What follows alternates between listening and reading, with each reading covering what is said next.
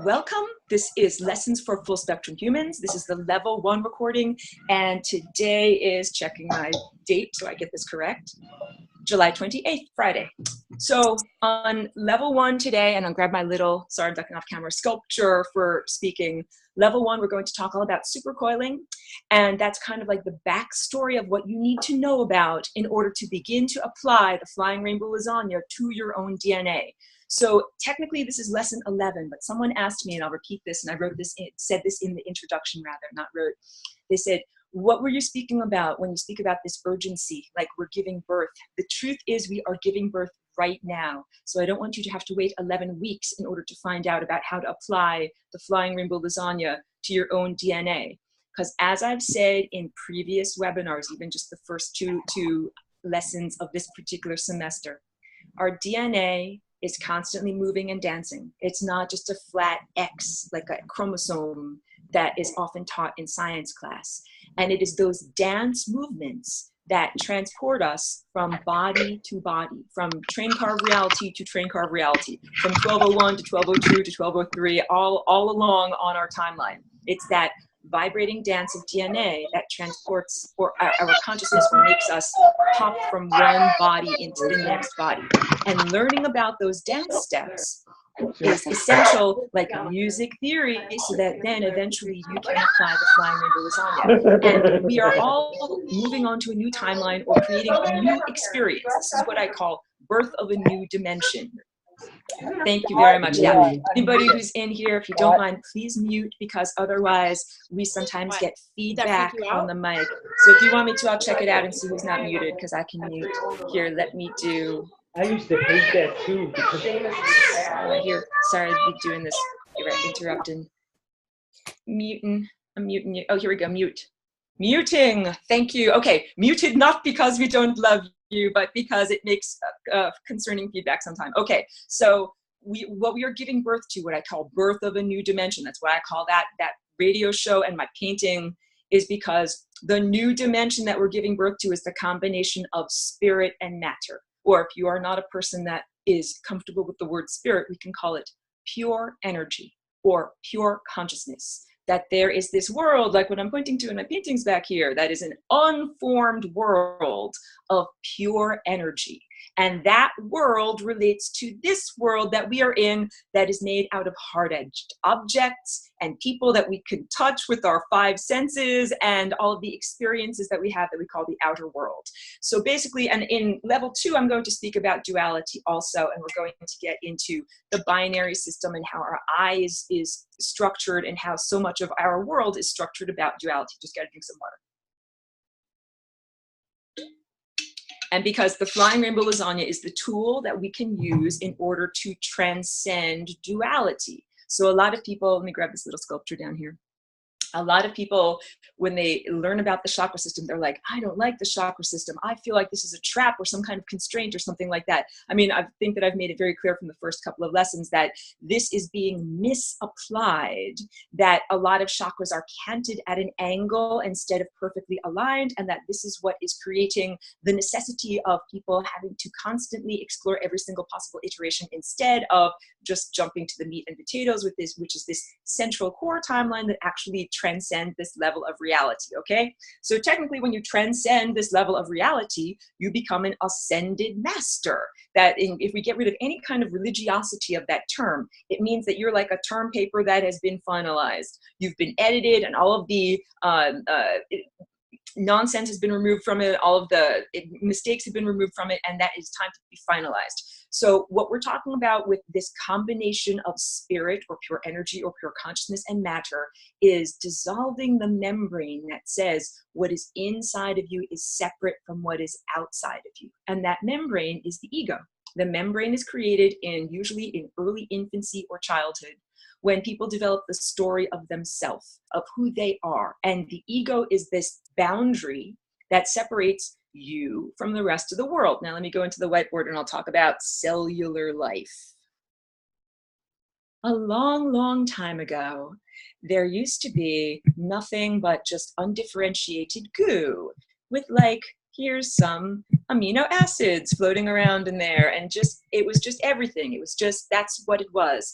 And then at a certain point, there was the invention of dun, da, da, da, the cell membrane. And the cell membrane made the stuff that is inside of the cell that I just highlighted in black all of a sudden different and separated from everything that's outside of the cell that I just highlighted in black.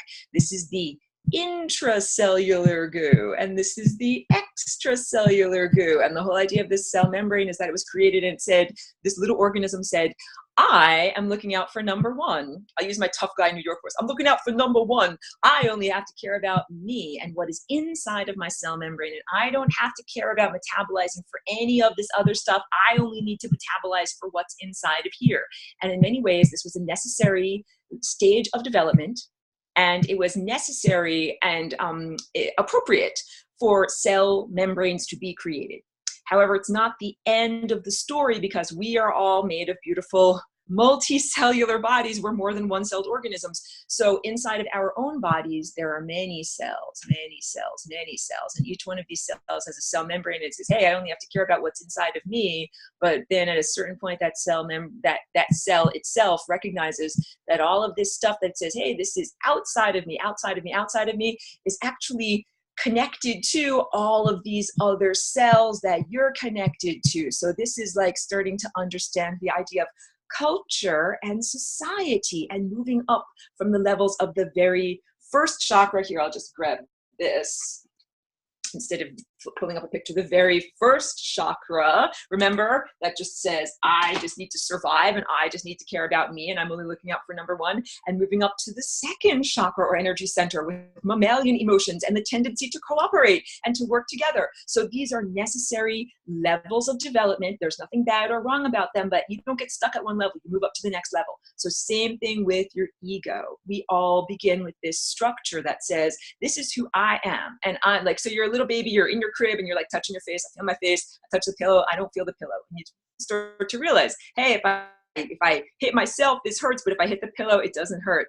And you start to learn all you have to care about is the interior of your own epidermis. You have to feed your body. You have to take care of your body processes and keep your body safe. You do not have to do that level of responsibility for other beings, that those are the other cells in the body.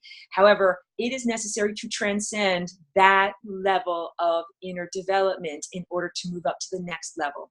And we as a society are poised at that cusp, is a good way of saying it. We are ready to jump off from our platform of selfishness and being focused only on the interior of our own epidermis. And now we are prepared to understand that we are all interconnected, just like cells in the body, that your inner metabolism is actually dependent upon the metabolism and resources that are available from external sources too. So I'm not just being super literal here. I'm also, literal in terms of physical resources. I'm also talking about time and consciousness. So, okay, let me also, I'm talking. Let me get into some pictures, because pictures worth 1,000 words. And I know I'm squinting and scrolling. Bear with me. I have my pictures meticulously arranged, so I went too much scrolling.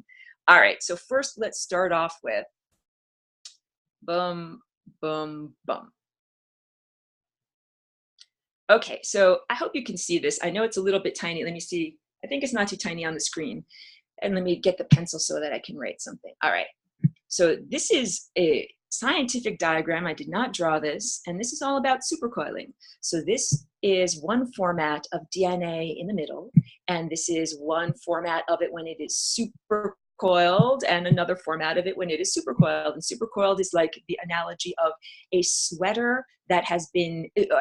yarn that has been knit into a sweater. Let me show you more pictures, and then I'll go back to more talking. Okay, so this is a pretty good diagram. And this one, I'm not sure if you can see what it is titled. Yes, this one over here is the toroid. Remember, this is backstory music theory so that you can begin using your flying rainbow lasagna like a genetic virtuoso. So at a certain point in DNA supercoiling, it makes this shape. Oh, come on, let me draw here. That is like a torus, all right? And any place where you have a torus, you can add an additional dimension, add an additional degree of freedom, and transform it into a flying rainbow lasagna. And let me show you one more picture of what supercoiling is. So, okay, here is a regular loop of DNA that isn't coiled in any particularly way. Here's a supercoiled loop.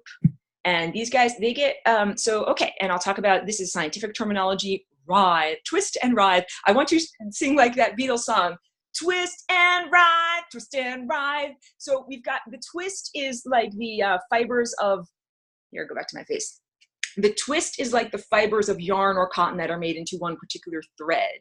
And the writhe is when those loops are looped, overlapping together. So this is basically about how the genetic sweater is created inside of you. And I should rewind a little bit and talk about and draw pictures of what the genetic sweater is. So bring up the pencil. So if this is the outside of your cell membrane and this is your nuclear membrane, and inside of your nuclear membrane, this is what science always draws it like this. Here's an X-shaped chromosome or a Y-shaped chromosome. But what really is going on inside of the center of your nucleus is all of that yarn of the sweater of your DNA is unfurled, and it's just a big, giant, long, vibrating string like this, exactly like the vibrating string of a piano.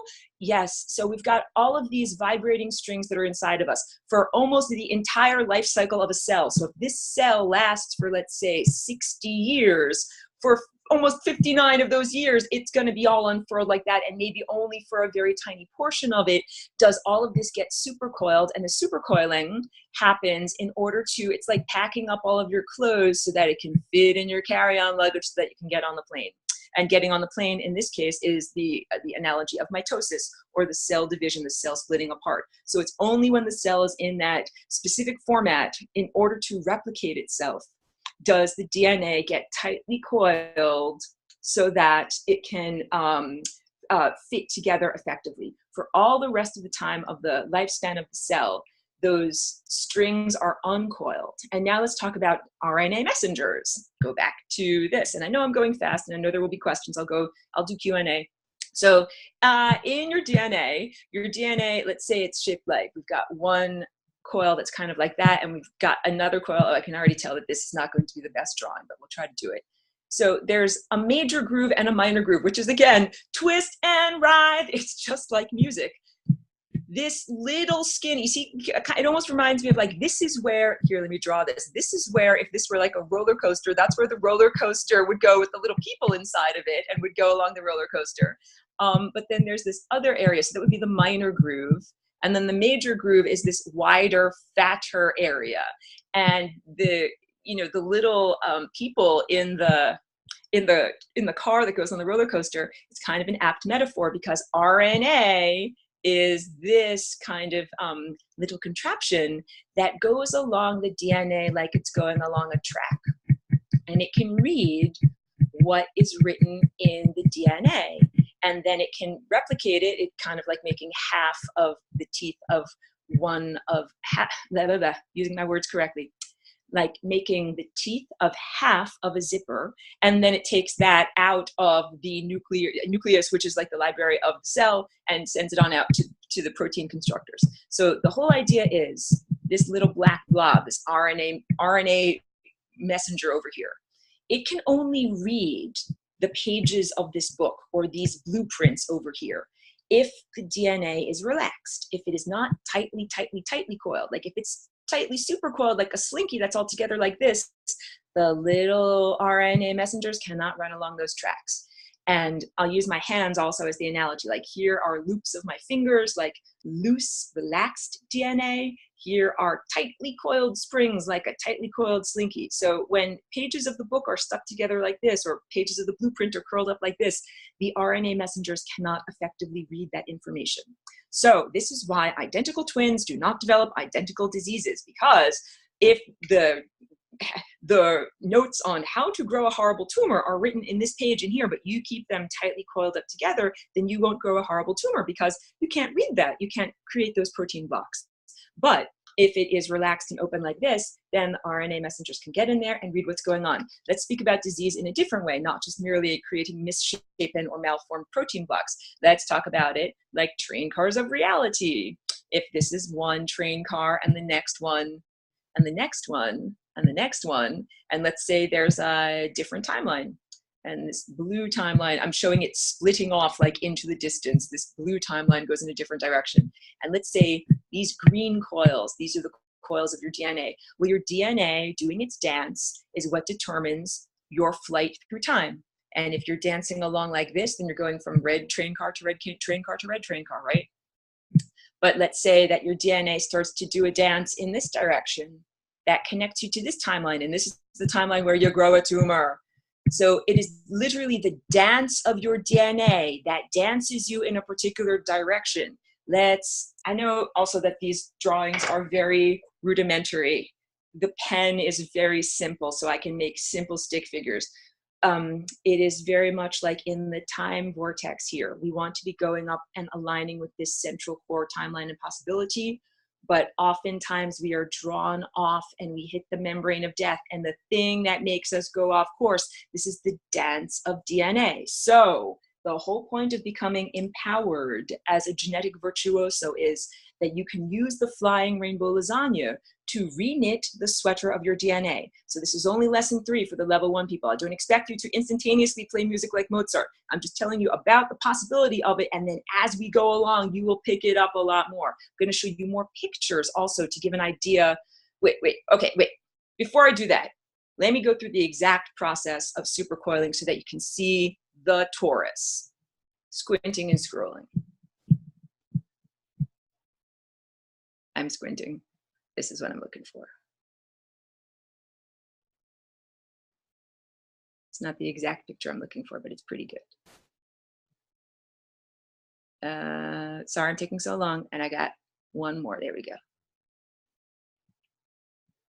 Okay, so it starts off with here's the pencil so I can draw. There we go, much better. So it starts off with like 2 pieces of DNA that are twisted together, and that makes like a piece of yarn. And then that piece of yarn gets wrapped 2 times around one of these. You see these big giant round things here. It's a protein. It's a histone. It's like a spool for the spool of thread. So it gets wrapped 2 times around and 2 times around. And as it does that, it creates this torus shape. I hope that you can see that there's a torus there. I hope you can see that this is a series of stacked up donuts. Here, I'm trying to draw it. I'll draw it over here in the margin. You can see my pen does not write perfectly. That is one donut. And here is another donut on top of it. People have told me that when I do these recordings, it makes them very hungry. I'm always talking about lasagna and donuts. I know it's true.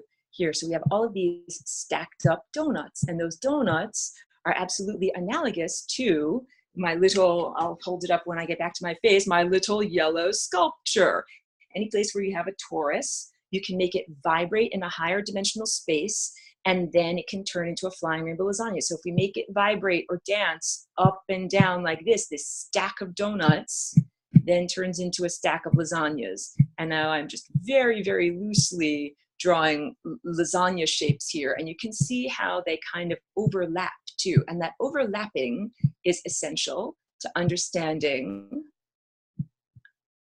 I saw there was a beautiful comment there. I'll get to that comment. That's very insightful. Oh, I know that was just like that. That's like the messiest sketch I've ever made, but I think that you're starting to understand that as we begin to make this entire structure here vibrate in a higher dimensional space, all of these little lasagnas get to start overlapping. Here, let me I should just erase everything. I don't know if I can erase. Can I just erase everything? Okay, oh, I'm doing good. And then here, now let me move on to the next picture. Okay, so wait. This is what I'm talking about when I was saying you've got stacks of donuts. These are like those stacks. Go to a pencil so I can draw. Here we go. These are like those stacks of donuts, right, that were stacked up like that. And the flying rainbow lasagna is this oscillation along the stacks of along the stacks of donuts. Try it again with my words. The lasagna is an oscillation going laterally like this along the stacks of lasagna, and that it allows for this superpositioning. Now back to my face. What is superpositioning? So I know that's a science word, and it's about quantum physics, and it's the idea of 2 things overlapping and existing in the same state at the same time. So with superpositioning, what we're doing is taking that toroidal structure and making it jump up and down very fast in a higher dimension. And when that happens, we have one version of it that's down here. Like, put this version down here, take a quick snapshot of it. And then don't even advance the camera.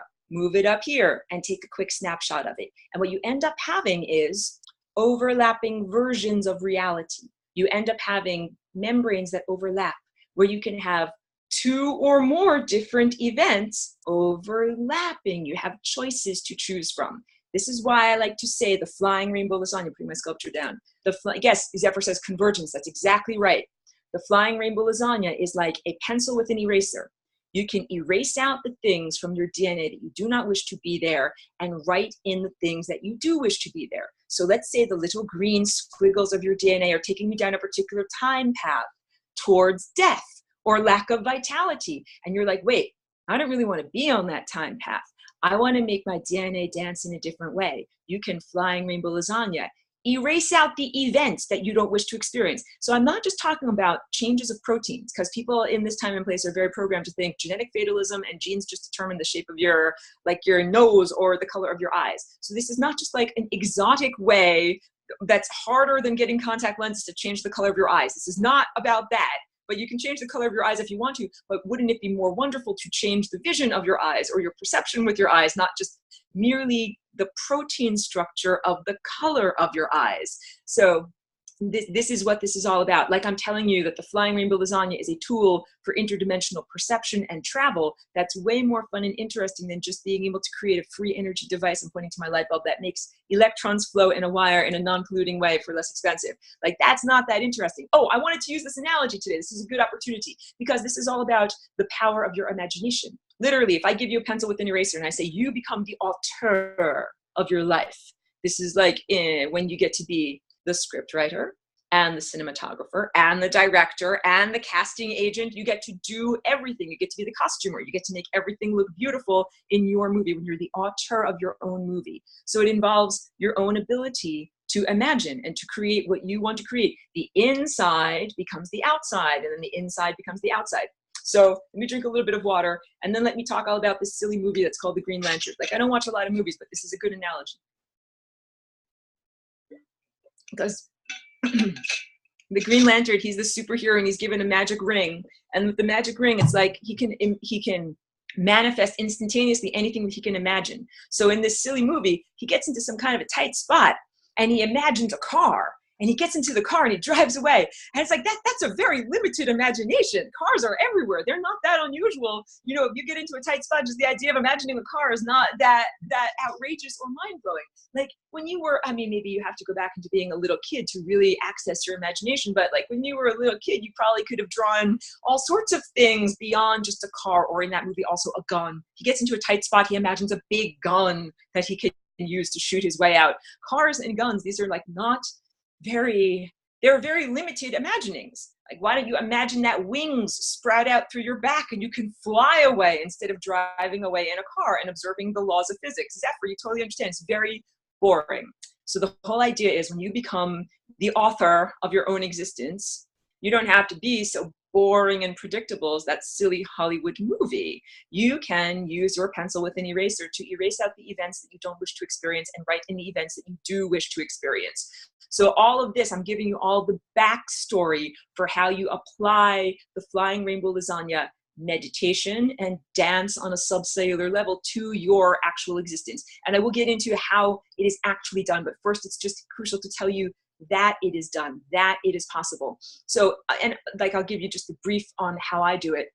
I have to get the feeling of it because all of this is based in feeling, just like when I play the piano. Like, the truth is, I gotta feel like I want to play the piano, and then I gotta feel the song. And if I ain't feeling it, then it's like, I'm really not enjoying this song. Let's put on something else and play it in a different way. So the way that I do flying rainbow lasagna is, first of all, sun gazing. And I have a lesson in the recorded lessons that's all about this, because I teach safe sun gazing. And sun gazing is all about getting the gas in your car to be able to do this genetic maneuver. Hey, we were talking about this right before I got on the recording, because I was talking about shungite.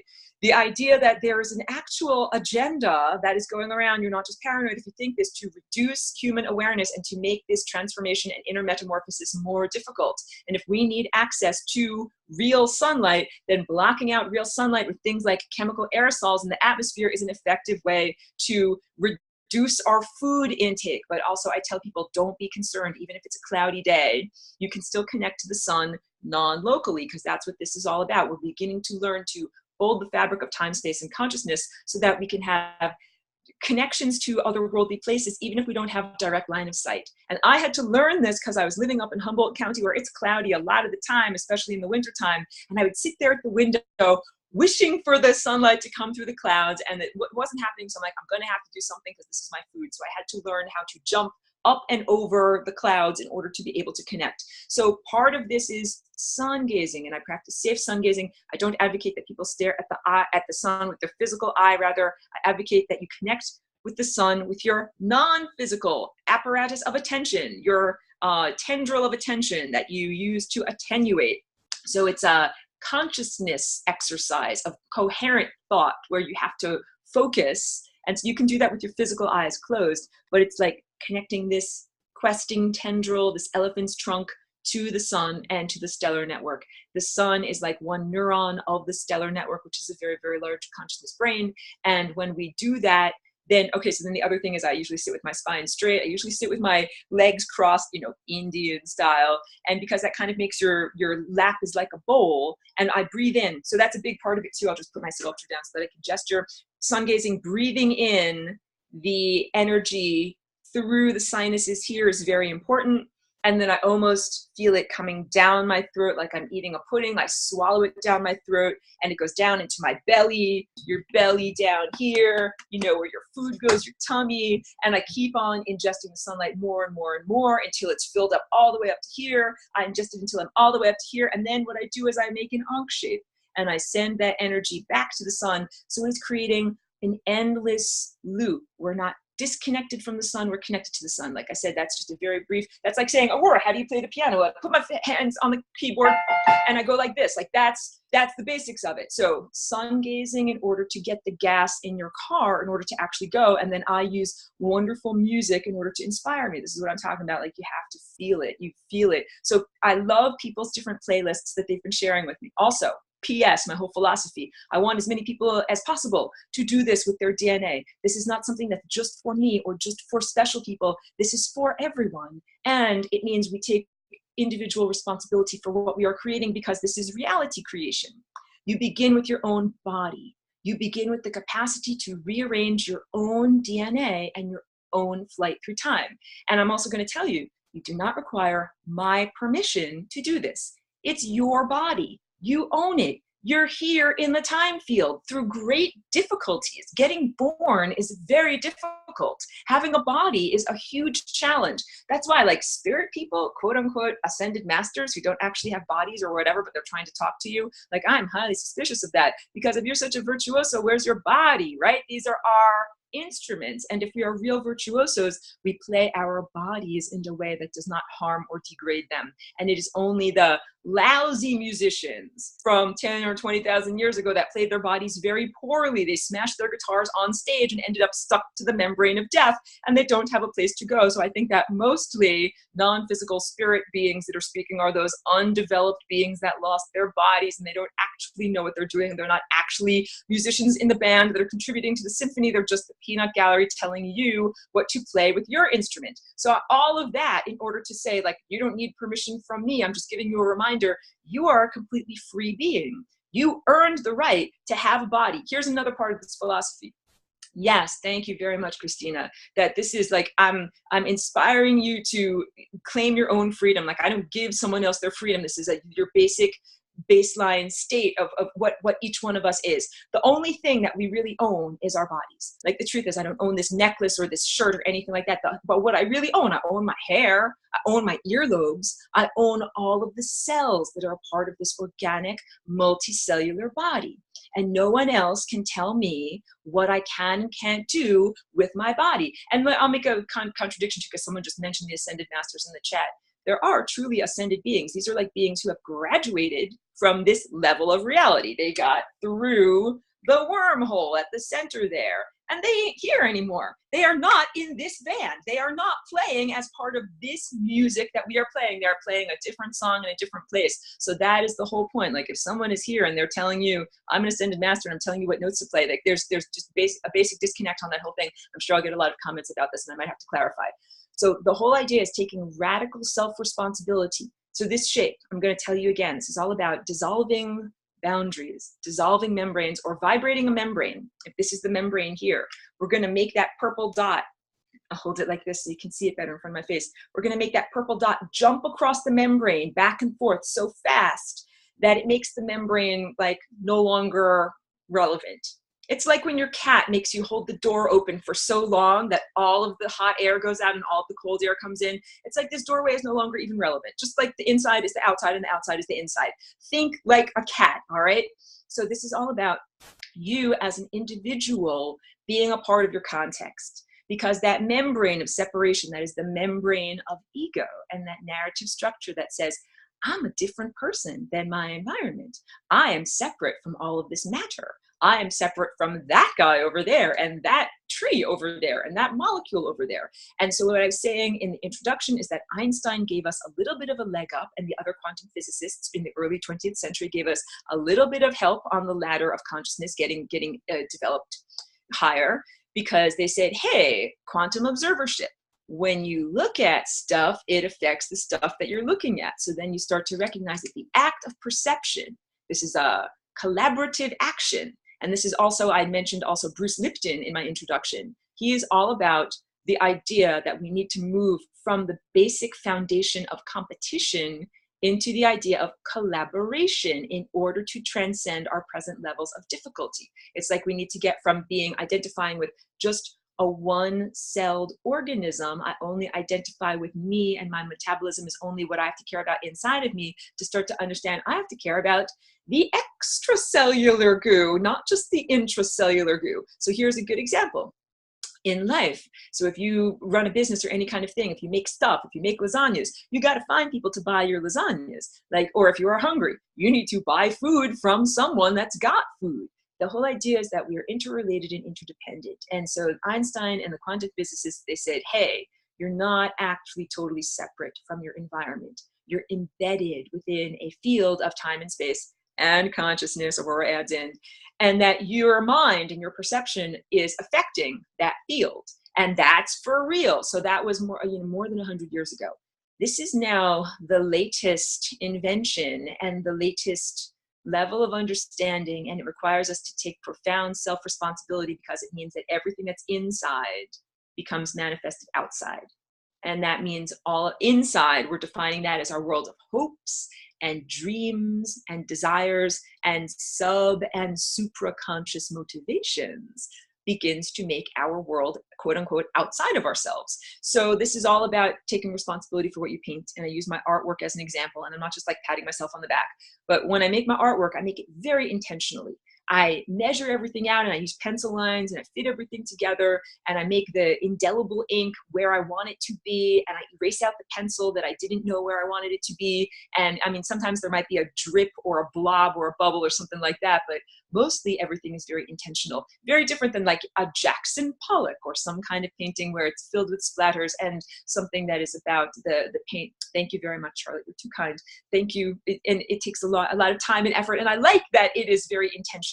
I use it as an example in order to say that that is like taking self-responsibility for what we create in our world. So the first thing is taking responsibility for your individual body. Like you begin to think globally but act locally, like that silly slogan. So you begin with just your body, because this is the only thing that you really own.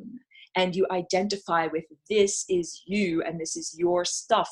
And you can do what you want to with this matter. So matter comes from the root word mother. And this literally is the level of material or stuff that we are being born from. I said before, someone asked in the YouTube comment section, what is the urgency here? You keep saying we're in labor, we're giving birth. We are giving birth to a new realm where we no longer have the separation of ego versus context and your inner world versus your outer manifested world. We're in that moment now where your thoughts literally create reality. And if your thoughts literally create reality, you have to take responsibility for your thoughts and start thinking the right thoughts in order to create the reality that you wish to. So a big part of this is also understanding. So we're in a collaborative symphony and all of our timelines are interwoven. And that's what the genetic sweater is. So I used that example in the intro, a Snoopy Christmas sweater. Like it's all, the yarn is all knitted together to make a picture of Snoopy on the front of it. And if science was going to investigate that sweater, it would pull all of the loops out of the sweater and just look at or measure how long is the red, how long is the black, like not really looking at what the whole thing looks like when it is coherently woven together. Science is just getting to be sophisticated enough to look at DNA behavior in real time, like get a little tiny microscope, a little tiny camera and look down there and say, hey, what's that dance? How's it actually moving? And this is how we're starting to understand supercoiling. Want me to show you more pictures of supercoiling? I have a few more pictures if you want. Science is just getting to be sophisticated enough to understand that it's not a flat static object and that it is actually moving and that it's moving in shapes. And here's the deal. If you are able to transform the shapes that it is knitted into, your sweater can look completely different. Maybe you don't want to have a picture of Snoopy sitting on top of his doghouse on the front of your Christmas sweater. Maybe you want it to look like something completely different. And you, through the power of the flying rainbow lasagna, can erase what you don't want and write in what you do want, or basically take the basic shapes that exist and transform them into a new expression. Again, you don't need my permission to do this. I'm telling you, like, it can be done. Like, you don't need my permission to play the piano. It can be done. Get a piano and do it. Except in this case, you don't have to get a piano. You've already got a piano. It's called your body. So this is very wonderful. You don't have to buy an expensive piece of equipment. You already have it at home. And then I of course, will get into the exact motions of how to do this, and I'll do it also in the advanced level too. That the DNA dance. So I do sun gazing. I put on awesome music on my headphones, and then I dance. And for me, it is I do an eight part beat. Because if we hold up the lasagna, you can see it's got 8 basic lobes. We'll start where my finger is. 1, 2, 3, 4, 5, 6, 7, 8. All right. So it works very well with 4/4 music and anything that's on an 8/8 kind of time where you can do that. And I was showing you those pictures of supercoiled DNA, and some of them are like loops. All right. So one of those loops we can have jump up, down. That's 1, 2, and then we can have another loop that goes side, side, 3, 4. Then we can have another loop that goes in and out. In, out, that's 5, 6. And then for me, 7 is 1 turnover like this and 1 turnover like this. So 7 has 2 beats. So it's 7. And then 8 is the complement from the 2 corners at the bottom. 8 also has 2 loops. So we'll do it again. And again, this is like I told you in the first class, I'll play some Mozart for you and then be like, it's just that easy. You don't just pick it up that easy, or maybe you do. It takes many times of telling you, so I'm going to tell you more. So it's 1, 2, 3, 4, 5, 6, 7, 8. And we do this on a genetic level. And you also, that's what I'm talking about. Not necessarily with your physical body, even though you can dance with your physical body, because this is the inner subcellular world that then transforms and metamorphosizes the outer macroscopic world. So I put on real music and I really dance with my real body. But the key thing is, when I'm doing the Flying Rainbow Lasagna dance, I'm also using my inner eye, my inner movie screen, in order to envision these dance movements on a subcellular level. So now let me get back to more pictures. Squinting and scrolling. And maybe I should drink some water too.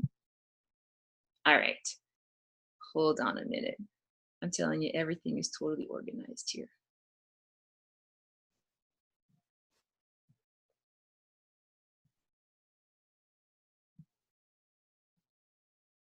Okay. Go back to the other one. That's the one I wanted. Okay, good. So before I was drawing very laborious pictures, let me find a color that you can actually see here. So this is the minor groove. I don't know if you can see that color. Let me find a better color. Yellow. This is the minor groove. This is the major groove. And this little green blob here is the RNA messenger that is rolling along. So Zephyr wants to know, does it matter if it's on the 8 beat only? You can do it on any beat that sounds and feels good to you. I do it, and I don't always do it on the 8 beat. Sometimes I do it to Dave Brubeck's Take 5, which has crazy rhythms in it. I do it to the rhythm that feels right to me on that particular day. But when I teach it in class, it's just like I simplify it so that I can say, this is what we're doing. So wait. This is not my drawing. This is a very basic drawing of what is happening when DNA is being replicated.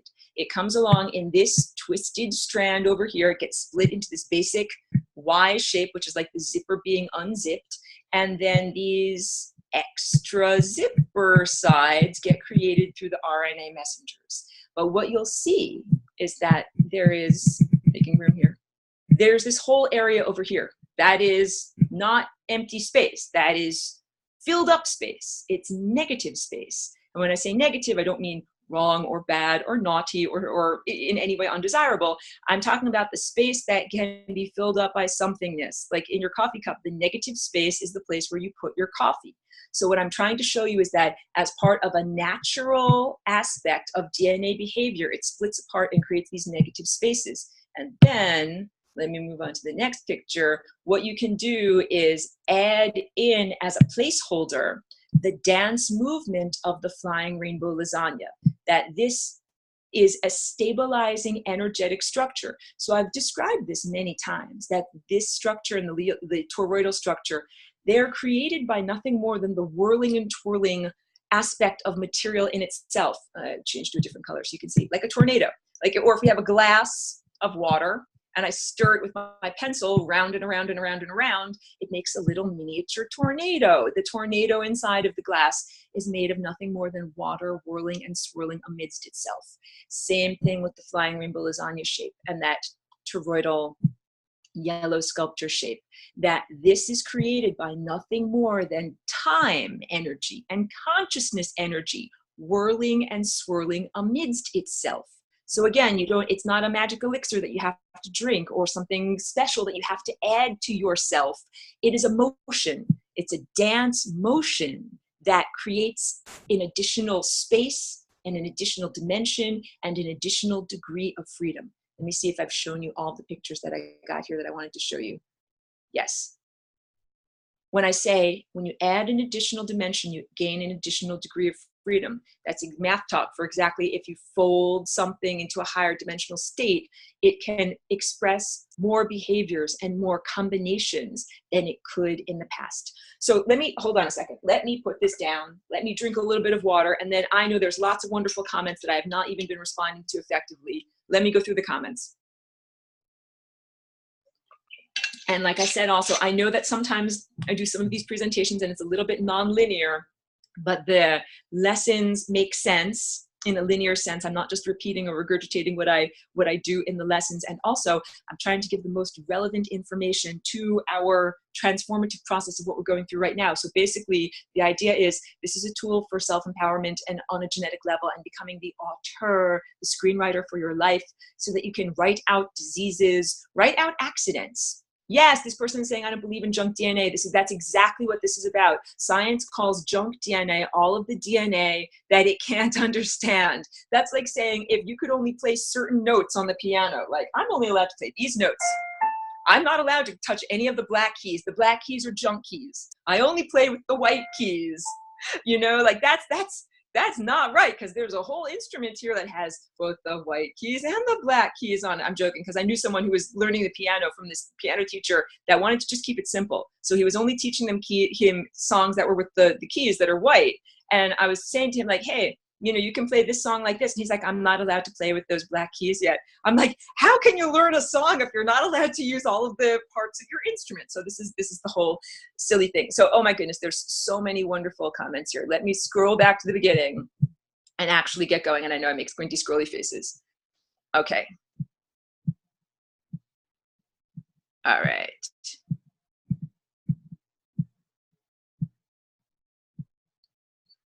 Okay.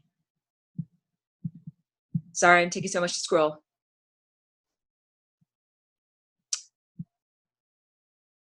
Okay, so someone is, this is Charlotte C saying, you're actually knitting together my history of the accumulation of like 45 years. This is in reference to what I'm saying about learning about DNA and learning about epigenetics. So that is a beautiful statement, because also I'll tell you this.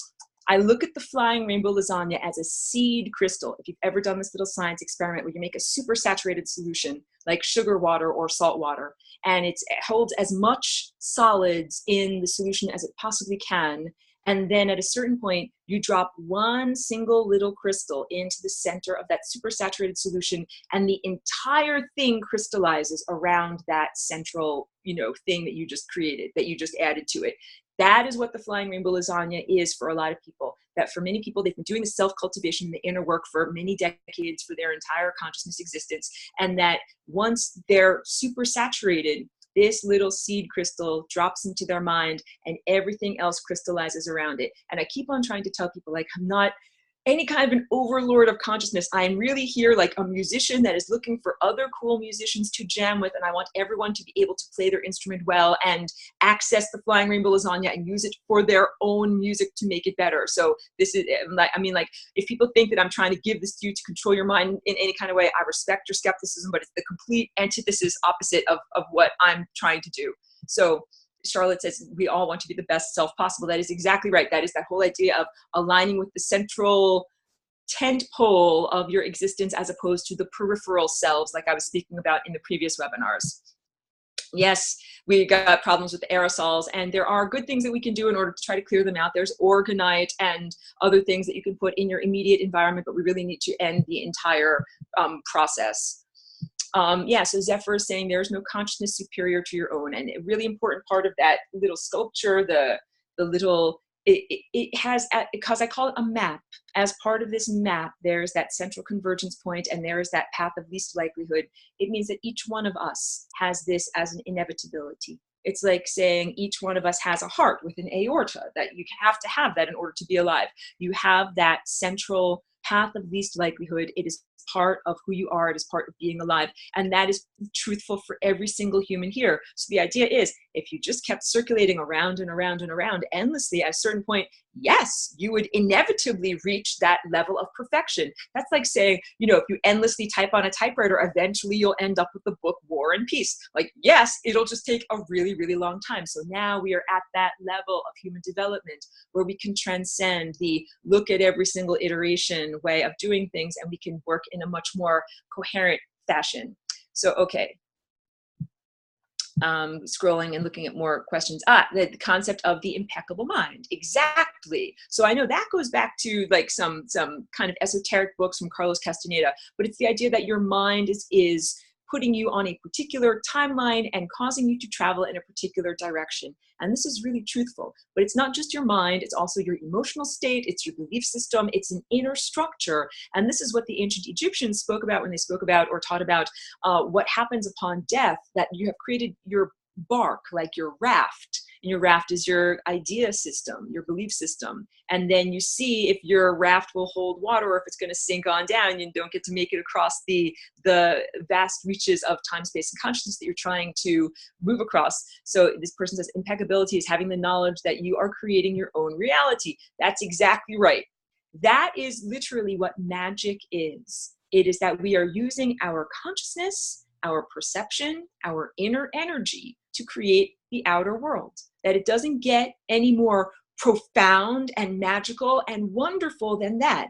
And we've all been given this lie for a very long amount of time that says, you're not creating the outer world with your mind. That old chestnut, that old saw that says, if wishes were horses, beggars would ride. That's not truthful. The truth is we all have an incredible, powerful imagination factory up here that we are using to create reality. And what we've been creating in terms of our reality up until this point is a reality of disempowerment, where everyone says, I can't create my own reality. I can't create my own body of health and vitality. I can't transcend these diseases, blah, blah, for blah, blah reason.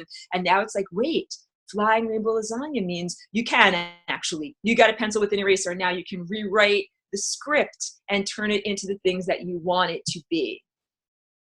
Okay.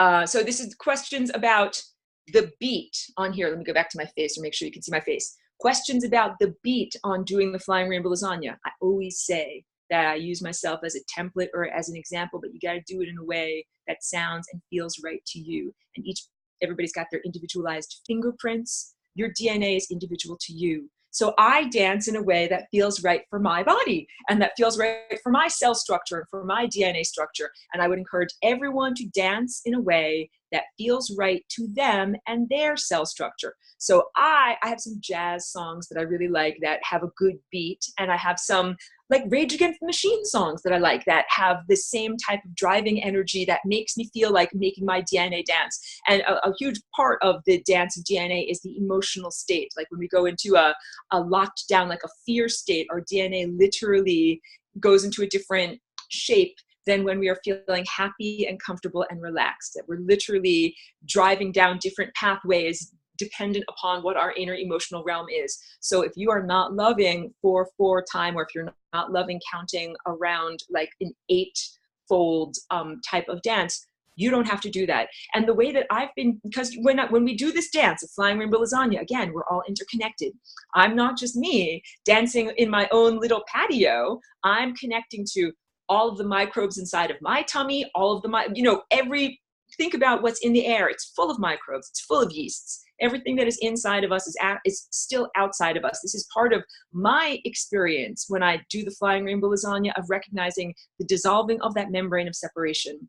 I talk about this all the time and joke about this. My big toe, each one of our big toes has 50 different types of fungi living on it.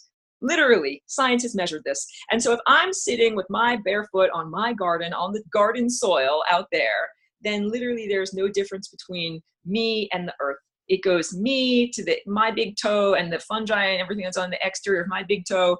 And then that touches the fungi that are on the surface of Earth, and then it goes to Earth. There's literally no distinction between me and the planet upon which I'm standing. So I'm learning about this. So when I do the Flying Rainbow Lasagna dance, I'm dancing with all of the trees that are around me, and all of the birds and plant life, and all of the other people that are around me. And this is consensual. This is not like, what's that horrible music? Like I have to run away from it. This is like, let's all dance together and make beautiful music together. So again, you begin with what is inside of your own epidermis, and then you begin to connect with others. Just like if you're a musician, first you play in your own garage and you learn the chords, and sometimes it's a little clunky. You got to get your act together. Then when you got your act together, then you go and jam with other musicians. So each one of us cultivates our own energy and our own freedom and our own song, and then we begin to connect with other organisms. And this is part of the planetary unfoldment. This is what I'm talking about when I say birth of a new dimension. We're giving birth. Our whole planet is giving birth to it. My painting is behind a bunch of electrical cords. That picture of the earth splitting apart with the Flying Rainbow Lasagna inside of it, that is earth giving birth. You don't have to be afraid of a pole shift, like north-south to south-north with crustal displacement, and everybody's going to relive the horrors and catastrophes of Atlantis. No, no, no. It is a shift to a state where the inside becomes the outside. And if you truly had a pencil with an eraser or the paintbrush of your mind that you could use to create reality, what type of reality would we be creating? Would we be like the Green Lantern and create a completely lame reality, or we're going to solve everything with a gun? No, I wouldn't. I would think of a much better, much more fun, much more creative, much more rainbow colored solution to what we're facing that would give us joy and freedom and abrogate the necessity of all these other things that we're experiencing. So let me go back. I see many wonderful good things here. Okay. I'm skipping things. I don't want to skip things. Okay, so someone's asking about Abraham Hicks' law of attraction. Here's my basic take on this. The law of attraction is a simplification. It's like saying if the laws of physics are perfect, it's like saying a bowling ball and a feather will fall at the same rate in a vacuum, all right? We're not in a vacuum. The law of attraction would work perfectly in a realm like a hall of mirrors, where everything is a perfect mirror and everything is reflected back to you. You send out crap, you receive back crap. You send out love, you receive back love. However, we're not in a perfect hall of mirrors. We are actually in a distorted funhouse where some of the mirrors are concave, and some of them are convex in the opposite direction. So some of them send back they mirror back no energy. And some of them send back energy, but in a distorted fashion. This is the people around you.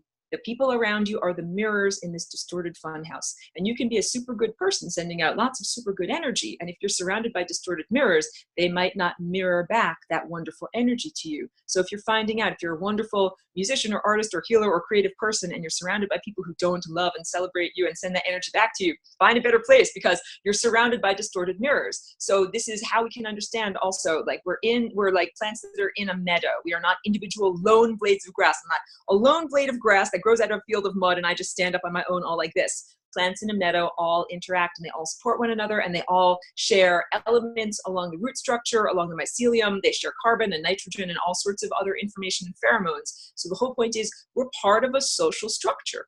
We're part of a planetary biosphere of many different organisms on many different levels, and humanity, were part of a social structure. How do you get paid? Someone who's got money gives you money, and then you've got money and you can use it to buy stuff and pay other people. Like, we're part of a structure. So it's very simplistic to say, oh, all you do is get into the vortex. Just feel happy, get into the vortex and you'll get everything you need. And people are really in some of these Abraham Vortex groups, they're all focusing on like, I want to go on a cruise. I want a luxury vacation. I want all these different, very like materialistic focused things and money and all of that. And it's like, that is, I feel, very distorted. So I would say, check the presumptions in there, check the motivations in there, that it's, and I want to wrap up level 1.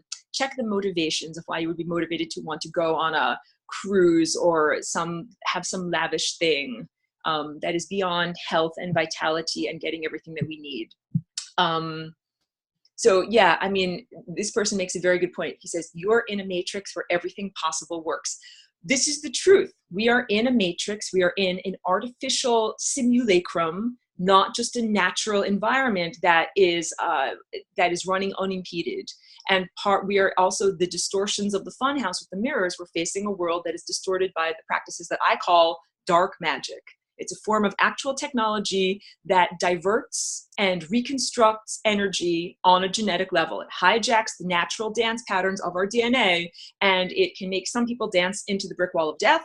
And it can also take some people who would never get to their elevated levels that they are at, like politicians or artists or musicians. Some of these musicians that are at elevated levels are really crappy. They do not belong up there. And the only reason why they got to those levels is because of the distortion technology that is being used to elevate them.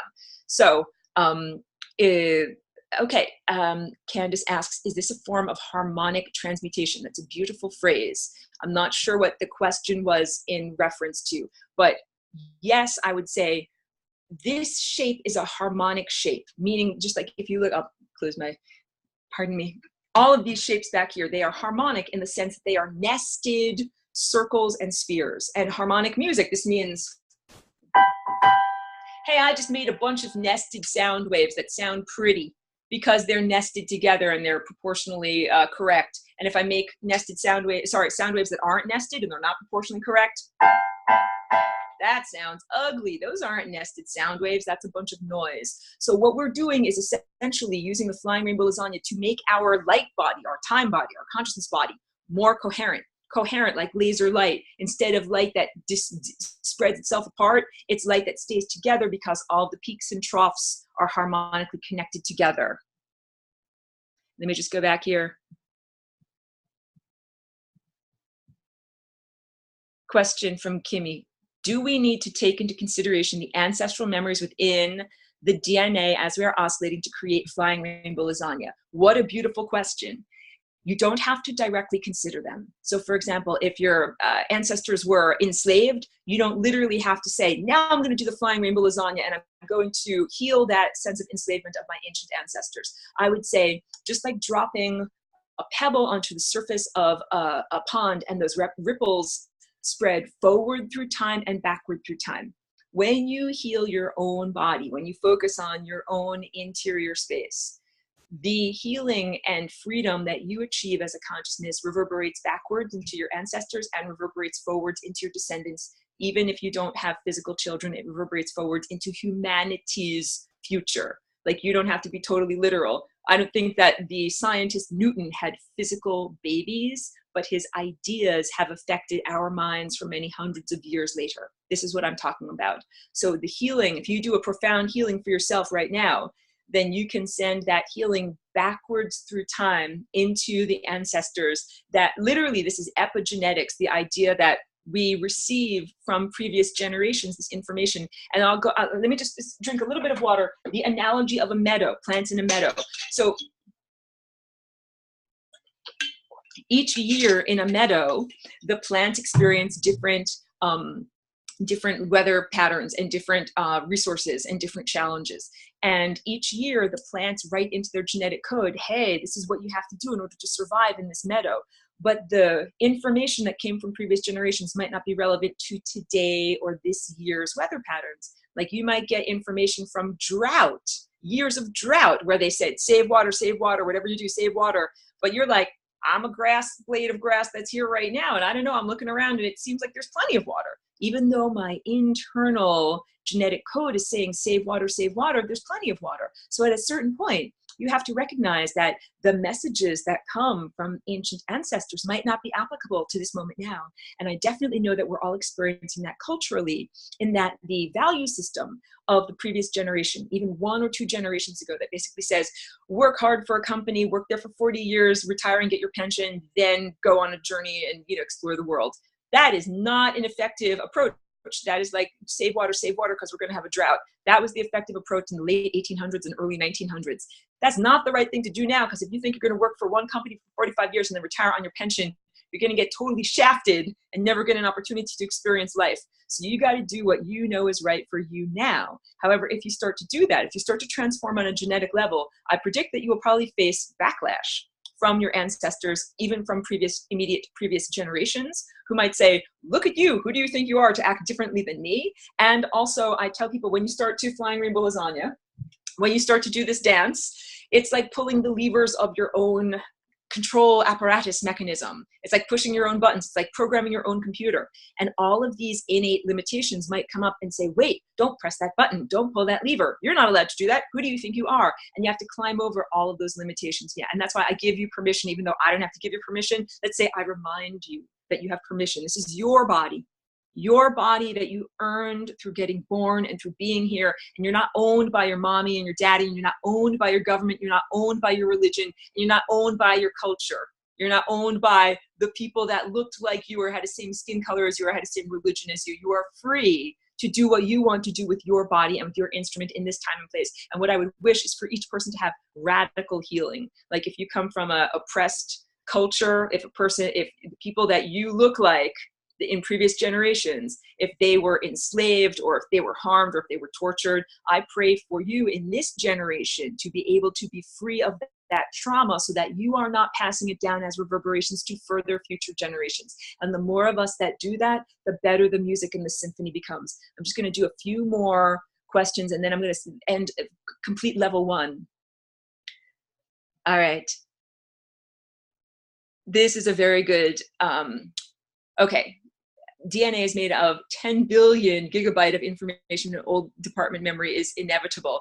I mean, DNA is literally information storage capacity. It's like a hard drive that science and humanity has not yet understood and recognized the profundity of what that actually is. So let me just make sure I'm not missing out on any more important questions, and then okay. I'm going to just end recording for right now. Let me just do that. And thank you to everyone who was here and who was sharing their ideas.